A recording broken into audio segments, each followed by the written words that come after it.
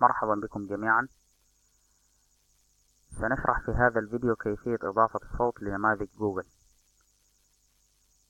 أولا لابد من التأكد من وجود هذه الإضافة في جوجل Talk and Comment.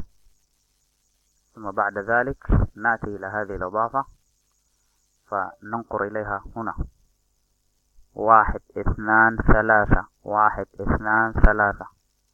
ننقر على هذه العلامة الزرقاء ثم ننتظر هذا الرابط فننقر على OK. بذلك نحن قد نسخنا وجهزنا هذا الرابط. ثم نأتي إلى أسئلة النماذج، مثلا هذا السؤال، فننقر إلى لصق. فإذا لم نرد وجود ما بين القوسين يمكننا أن نمسحه هكذا، ثم نستمر في الأسئلة.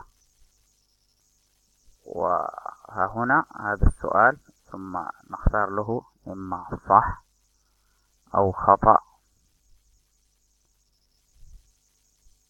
ولننظر. فإذا ذهبنا إلى صفحة النموذج وجدناه صوت هكذا.